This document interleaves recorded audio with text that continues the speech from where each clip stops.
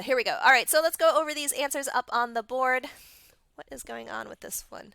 There we go. All right, when the sun dries the sidewalk after a rainstorm, what is that? Yes, so taking a look here, if we have our rain, that is going to be liquid water, right? And once it dries up, it doesn't just disappear into nothingness. Instead, it actually turns into what? Okay, yeah, yeah, Kaylee, that's probably because you're on Mr. Bangle's roster. Yeah, it doesn't disappear into nothingness. It turns into a gas that then goes into our atmosphere, right? So gaseous water or vapor, and that goes into our atmosphere, right? And so it's not just disappearing into nowhere. Again, it does have to go somewhere. But anytime we have something that's turning from a liquid to a gas, that is going to be vaporization. That is wonderful. Remember, sublimation actually also turns things into a gas, but it actually starts as a solid. So this one is a solid to a gas, like our dry ice, which is just solid CO2, carbon dioxide. So that's the difference between sublimation and vaporization. Smiley faces or emojis in the chat if that makes sense. The difference between vaporization and sublimation. Excellent. All right, now down here, if thermal energy is absorbed, causing temperature to increase and particles to move faster, you are absolutely correct. If this is our object and thermal energy is being absorbed into it, then yes, that will be an endothermic process because heat is entering. Endo means heat enters, endo enters, right? So this is all going to be all of our phase changes where things get hotter and more chaotic, right? So hotter and more chaotic, particles are moving faster. That's going to be things like melting, vaporization, or sublimation.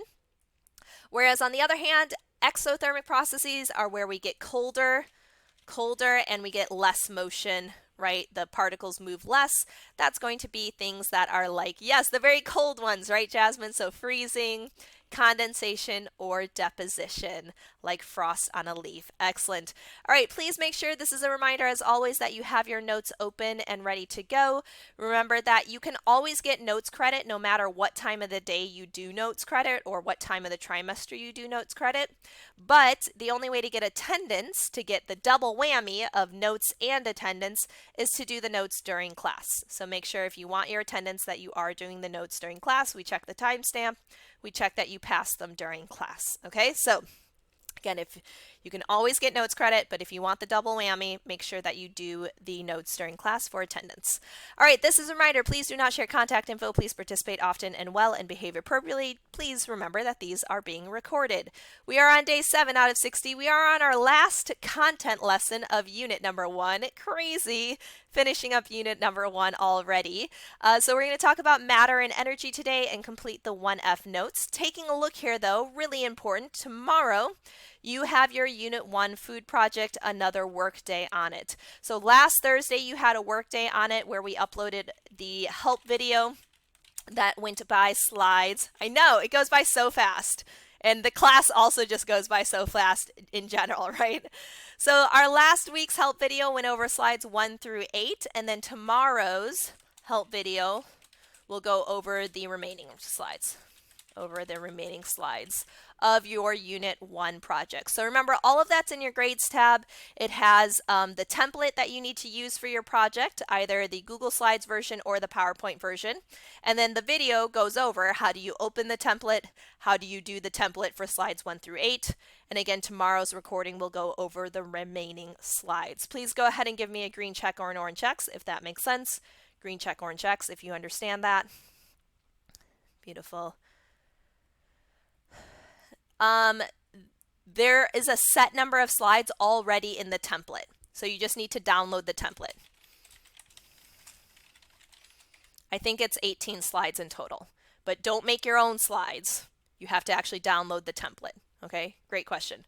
All right, Dane, if you have a specific question, let me know so I can help you out. So go ahead and send me Q&A or a regular chat if you have a specific question about that project. Okay. All right, so let's go ahead and keep on going here. We're going to be talking about matter and energy again today. Some announcements, though, also about the Unit 1 project. It is currently worth over 70% of your grade. So I know this is a little intimidating. Eventually, all of your projects will add up to 70% of your grade. So by itself, the Unit 1 food project will only be worth, I think, like 12% of your grade, but right now it's going to take up the entire category. So right now I know that's super scary that the Unit 1 project takes up the entire category. So it's currently going to be worth over 70% of your grade. So if you don't do the Unit 1 project, you're going to see your grade drop to where you are not passing. Okay, so make sure that you do your Unit 1 project. Now the cool part about the projects though, just so you know, it's technically a little bit over 70% right now just because we don't have Star 360 in your grade book yet. Okay? Yeah, yeah. So the cool thing about this is the majority of students actually get amazing grades on the projects as long as they try the project. So here's the deal. For people that are doing projects, it's either you do nothing and you do terribly on them, or you try it and you do amazing on them. It's pretty much, there's very rarely any in between. So the reason for that is because we grade the projects to try to help you, okay? So instead of grading them on a 0 through a 10 scale, we actually only grade them on a 5 through 10 scale. So what that means is a 5 means you didn't understand the content, a 6 means you're starting to understand it, a 7 means you have basic understanding, 8 is proficient, 9 is advanced, 10 is mastery, okay? I'll talk about that in just a moment, Tara, okay?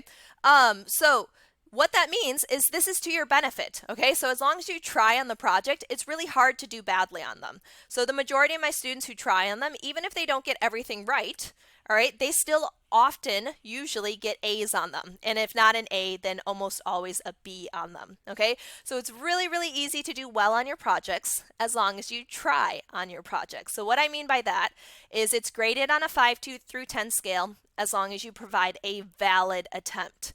Right? This is really important, okay? So what that means is you can't have blanks in your projects and you can't have random answers in your projects.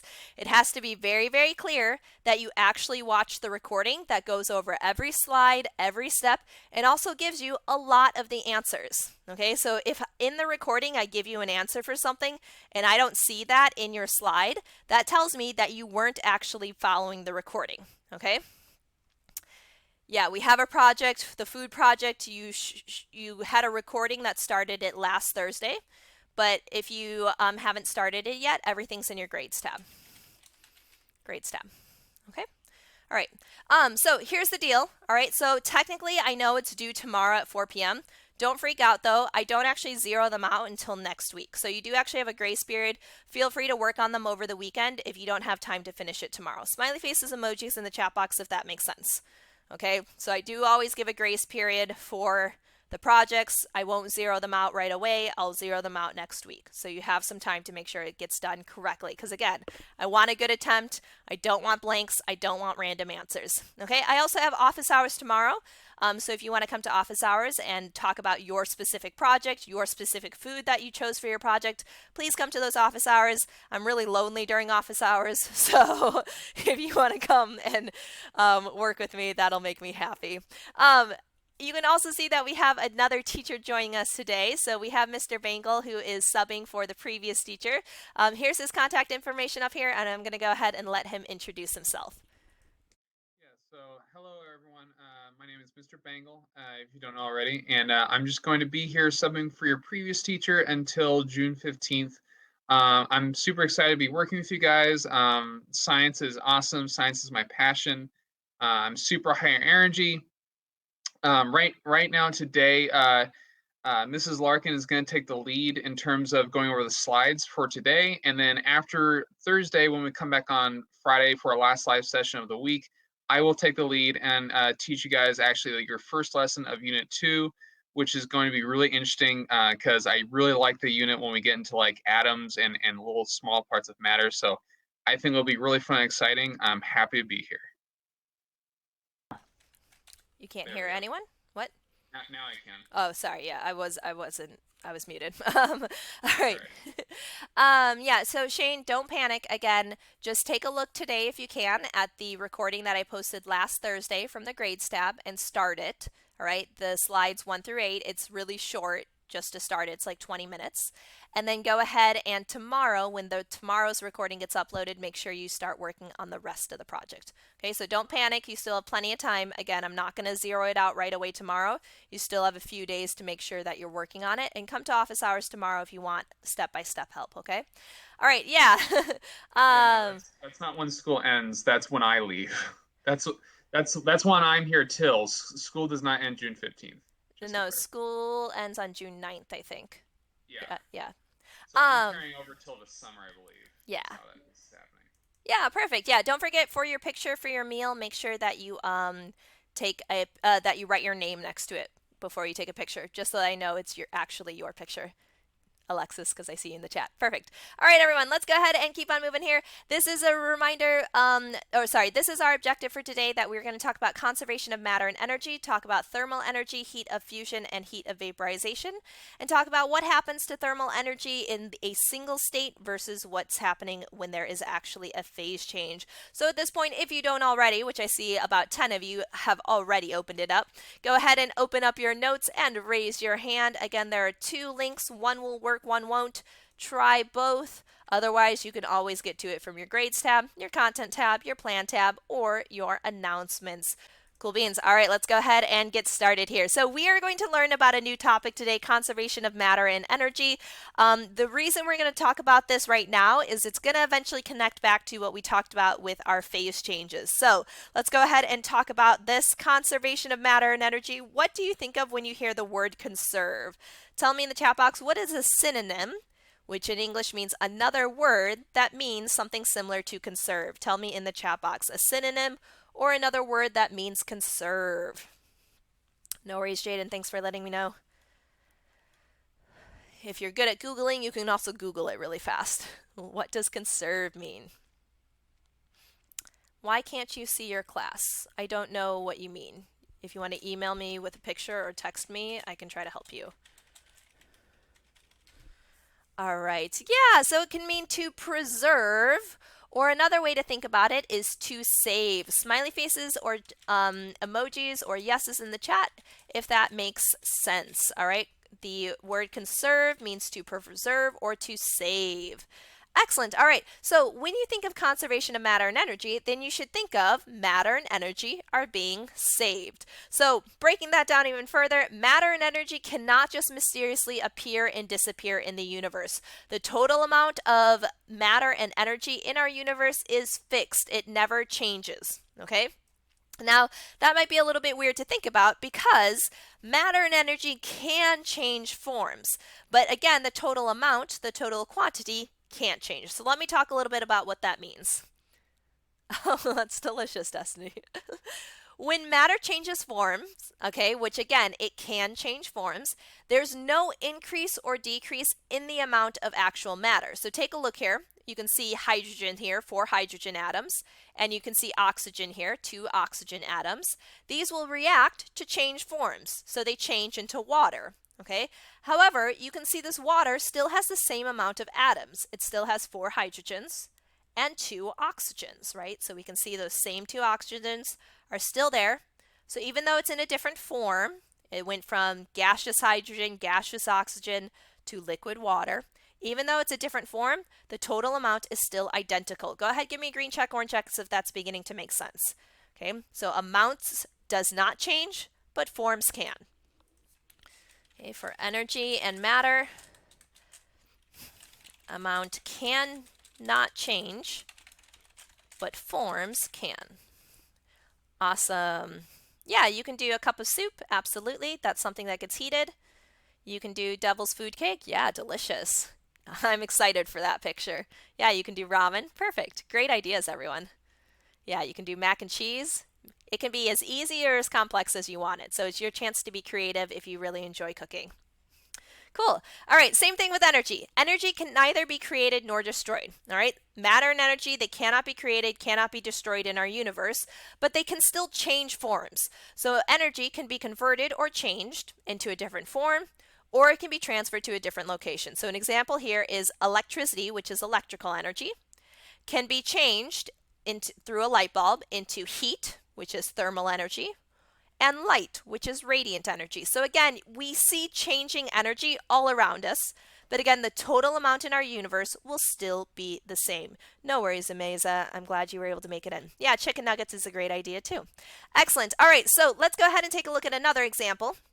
So right here I have an electric lighter, and you might be like, what's an electric lighter? Well, an electric lighter is a charger that you can is a lighter that you can actually charge. So I plugged it into the wall, and what kind of energy did I get from the wall? What does a wall outlet give me? It gives me what? Starts with an E. Tell me in the chat. What does the outlet give me? Thank you, Genesis. Rosa, yeah, it gives us electricity. Awesome. Now that electricity helps to charge the battery inside of here. Batteries are made of chemicals, and so that turns it into chemical energy. And then when I turn on the button, that chemical energy actually turns back into electrical energy. So right there you can see that electrical arch. I always have to resist putting my finger into it. I've definitely shocked myself before. I don't know why, but it just seems like you should put your finger into it. Anyways, so it turns it into electrical energy, and going even further, I can use this to light something on fire, which is always the best part of chemistry. And when I light things on fire, that turns it into heat energy as well as light energy. So we can see energy change. Energy changes around us all the time. Smiley faces if that makes sense. Energy changes all the time, okay? But the total amount, if I actually calculated the total amount of electrical to heat to light to fire to battery energy, all of that energy in total would still be identical. It would all calculate out to be the same amount. You cannot delete energy from the universe. Okay, this is number 2. Go ahead and fill in the blank with the word converted, only the word converted. Make sure you spell it correctly. You have 20 seconds to raise your hands.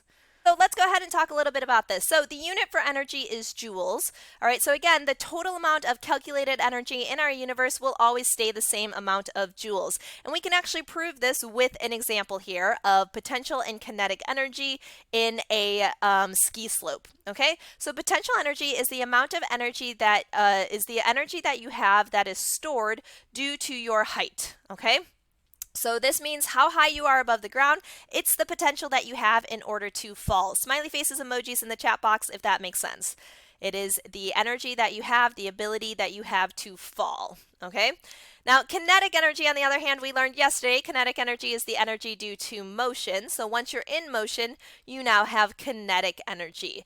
But in total, no matter what, this skier is still going to have the same amount of energy regardless of where they are on the ski slope. So let's go ahead and prove this to ourselves. So at the top of our ski slope, they have 0 joules of energy because they're not moving. They have no kinetic energy.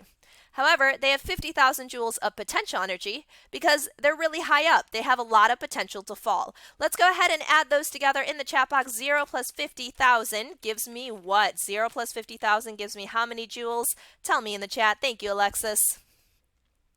Thank you, Genesis. Perfect, perfect. Yes, Luca. Yeah, it gives us 50,000 joules in total. Excellent. Now, let's go ahead and try a different point. So take a look now. All right, so they have begun moving down the slope, so they have some kinetic energy, 20,000 joules of kinetic energy, but they're not nearly as high up as they were, so they have a little bit less potential energy now. But still, if I add these together, tell me in the chat, 20,000, right, plus 30,000 still gives me what? Tell me in the chat box. It still gives me a total of what? 20,000 plus 30,000 still equals what? Wish these tools would work. Come on, work for me.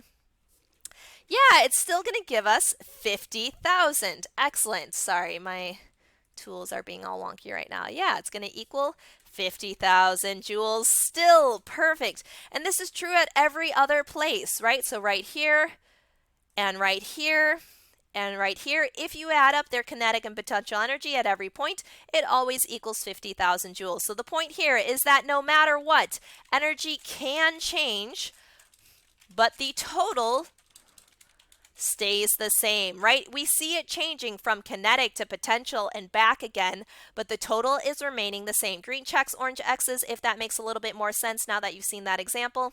Again, the total amount is calculated to be the same, but it is changing forms. It can change forms. Perfect. All right. So for your answer for number 3, there are 2 boxes. All right. So I'm going to show you how to fill them in. In the first box, you need to put the number, which is 50,000. We just calculated that together. You can have a comma or not, doesn't matter. The computer will mark it correct. And the units should only be a capital letter J. Only a capital letter J. Do not type out joules, just a capital J. Otherwise, the computer will mark it wrong. You have 20 seconds to answer this one and raise your hand. Go, go, go. If you need help figuring that out, let me know. But again, this is the answer for number 3. Question number 4 is one that you do need to complete on your own. You can always, if you're not sure, you can always check your answers in the Q&A box. But if you're sure, then you're good. So here we go. This one, actually, the answer is in notes number 2. So in notes number 2, we talked all about conservation of energy. We said matter can change form. Energy can change form and location, but they do not increase or decrease in their amount, right? We said their total amount, their total quantity in the universe is fixed, all right? So number 2 does have the answer that you need for number 4, all right? So if you need help, refer back to notes number 2. But here are 4 statements. You need to find the statement that is false, the one that is wrong. So there are 3 true statements, 1 false statement. Your answer should actually be the false statement. So A, energy and matter cannot be created or destroyed. B, the total quantity of energy and matter in the universe can change. C, energy can be converted to different forms. Or D, matter can undergo reactions to form different substances. I can go back to it after class, Jaden. We're a little bit behind because I was helping people troubleshoot. Go ahead and raise your hands for number 4. You have 30 seconds. Go, go, go. What I want to know in the main chat, go ahead and brainstorm with me. Why does food need to be cooked to certain temperatures? Go ahead and tell me in the chat, why does food need to be cooked to certain temperatures? Yeah, exactly. To kill bacteria, to not get salmonella. Absolutely. That's the main reason, right? To kill bacteria such as the salmonella in our chicken. Absolutely. But you're also right. If we go too hot, then sometimes our food gets really gross tasting, right? But in general, it's so that we don't eat meats that are raw, right? Now go ahead and tell me in the chat, what instrument do you use to actually measure the temperature of those foods? What instruments do you use to actually measure the temperature of those foods? All right, do your best, everyone, to try to stay on topic in the chat box, just because we are a little bit behind on time. So I love seeing all the socialization and messaging, but it is a little bit confusing to my brain. Thank you. Yeah, so we can use a thermometer. Perfect, a food thermometer. We're going to go back to that in just a moment because I do actually have a food thermometer to show you. But let's go ahead and jump in here. All right, and let's go ahead and talk a little bit about these terms, okay? So these are all review terms. Remember, we talked about thermal energy versus temperature. They seem similar, but they're actually a little bit different. Thermal energy is the total amount of kinetic energy that you have. So, for example, in both of these containers, they both have the same amount of thermal energy. They both have 50,000 joules of energy. Temperature, however, is the average kinetic energy of those particles. So temperature tells you how cold or hot that substance ends up actually being. So you can see temperature over here on the right instead. So why this is important is because the amount of a substance you have matters when it comes to temperature, right? So even though this bucket and cup have the same amount of thermal energy, 50,000 joules, right? In terms of their temperature, it's different because the bucket, each particle in the bucket doesn't get very much of that heat. And so on average, each particle is only warm. Whereas down here, the much smaller container of liquid gets a lot more of that heat per particle, so each particle on average is much hotter. Go ahead, give me a smiley face emoji in the chat box if that's beginning to make sense. Smiley face emojis in the chat box if that makes sense. Beautiful. Awesome. Okay, now heat is the transfer of energy. Technically, we use these very interchangeably because when we talk about thermal energy, we talk about thermal energy moving. So thermal or heat energy are often used interchangeably, but technically heat means that the energy is moving. And again, this makes sense based on our conservation of energy. Again, the total amount of energy is conserved, it stays the same, but it can absolutely move. We said that energy can have different forms like electrical energy, radiant energy, thermal energy, potential energy, kinetic energy. or it can also move. So even though the total amount is conserved, it can still change forms, it can still move locations. So what that all brings us to is talking about heat of fusion and heat of vaporization. So heat of fusion, again, heat is thermal energy, is the total amount of thermal energy you need to turn a solid into a liquid. So take a look here, we can see solid ice, liquid water, and the total amount of heat or thermal energy you would need per gram is 80 calories. Calories is just another unit that we can use for joules instead of joules. Okay, so smiley faces in the chat box if that makes sense. When we talk about fusion, heat of fusion, we're talking about the heat it takes to melt something. Heat it takes to melt something. Now, if you remove that heat and instead subtract that heat or take it away, then you do the reverse process, which is freezing. So if you remove that heat of fusion, you can actually freeze it back into a solid. Now, the other term should make even more sense. Heat of vaporization literally has the word vapor in it. So heat of vaporization, again talking about thermal energy, is the total amount of thermal energy to turn something into a gas this time. So a liquid into a gas. So we can see liquid water, we can see water vapor or gaseous water, and this time you would need 540 calories to turn this into a gas. Again, if you remove it or steal away, then you're going to do the opposite. It's going to get colder and it'll turn back into a liquid, that process being condensation. Okay, so if you see these terms, again, fusion means melting, vaporization means vaporization, right? Means gases. Okay, but here's the weird part. Okay, right here is a really interesting graph of what happens when you heat a substance. So what you can see is that when you heat something and it's only a solid, or it's only a liquid, or it's only a gas, you can actually see that temperature increasing. It's going up. Smiley faces, everybody in the chat, if you can see that. You can actually see the temperature increasing when it's only a solid, only a liquid, or only a gas. And that should make plenty of sense. As you add heat to a substance, you're like, okay, yeah, temperature would go up. But here's the weird part, okay?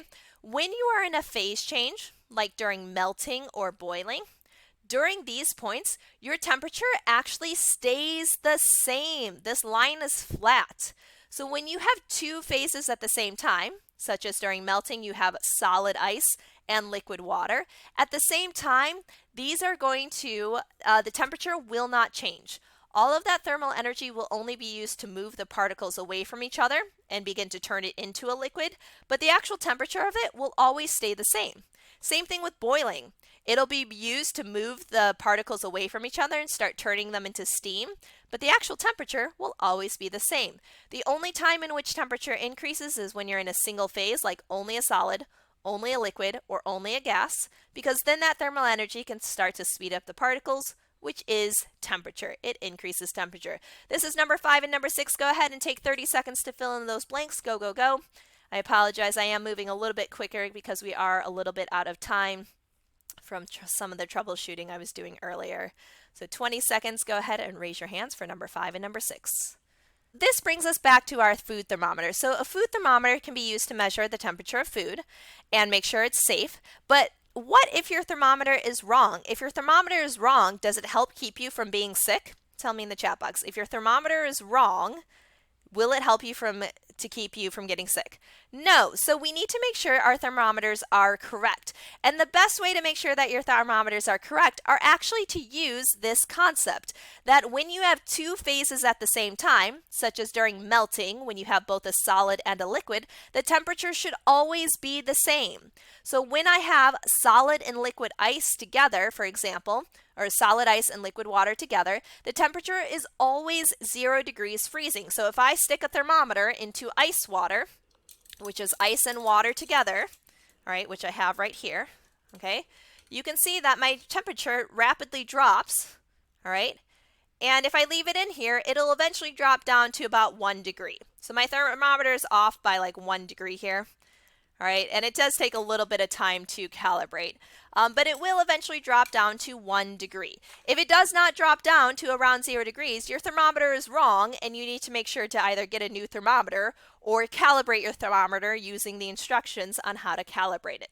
We can actually also do this with boiling water, because again, boiling water also has 2 phases at the same time, liquid and gas. All right, what is the temperature at which water always boils? What is the temperature at which water always boils? Please do not drink mercury from inside of a thermometer. Oh my goodness.